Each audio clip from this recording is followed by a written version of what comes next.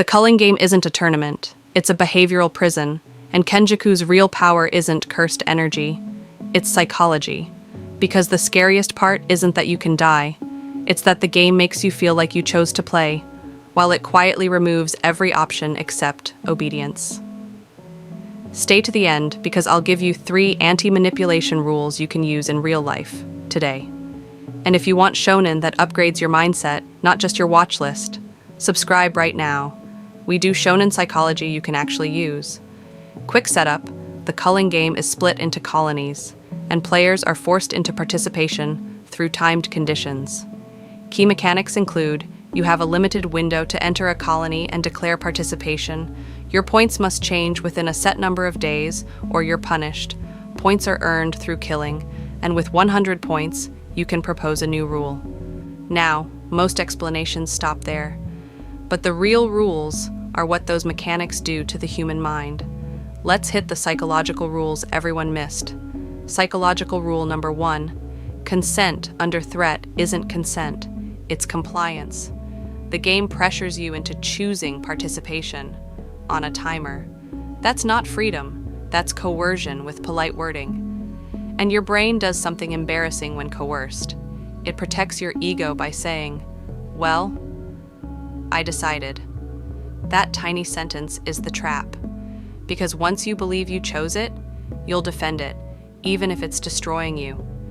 Real-life translation. If someone's choice comes with a punishment, it's not a choice, it's control. Psychological rule number 2. The first step is the cage. In manipulation, the biggest win isn't getting you to do the whole thing. It's getting you to do one small step, because then you feel committed. The Culling Game uses thresholds. Enter a colony, register, become a player. Suddenly, your identity shifts from outsider to participant. Real-life translation. Just hop on this call. Just sign this. Just try it once. That just is usually a doorway. Psychological rule number 3. Time pressure turns smart people into impulsive people. The 19-day rule doesn't just create action, it creates anxiety on schedule. If your points don't change, you're punished. And anxiety does 3 things reliably: narrows attention, lowers empathy, makes you choose fast, not well. Kenjaku didn't need to force violence. He built a timer that makes violence feel like the only practical option. Real-life translation. Urgency is the most common manipulation tool on Earth. If someone needs your answer now, they often need your thinking to stay off. Psychological rule number 4. Points make morality negotiable. When the game assigns value through points, people stop being someone. They become a number. And once a person becomes a number, empathy turns into math. Your brain goes, it's not personal, it's strategy.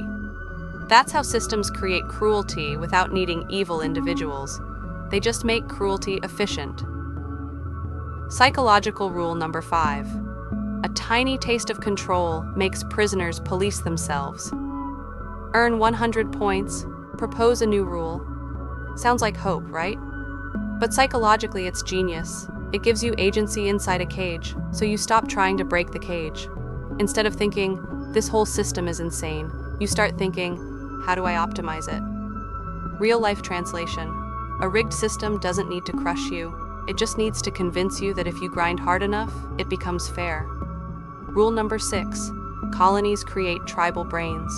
Borders turn people into threats. Rule number 7. Information is the real cursed technique. Whoever understands the rules first controls everyone who doesn't. Now, here's how you defend yourself. Defense number 1. I don't decide under fog. If you feel rushed, guilty, or confused, delay. Manipulation hates time. Defense number 2. Name the game out loud.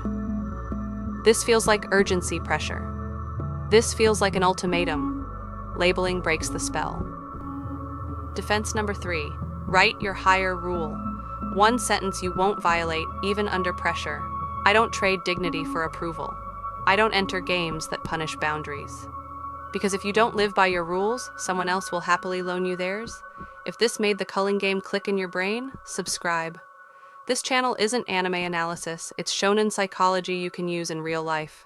Comment the next character you want me to break down psychologically, Yuji, Megumi, Higuruma, Hikari, or Kenjaku, and tell me one word you struggle with: discipline, overthinking, people-pleasing, anger, fear. Watch shonen and walk away sharper.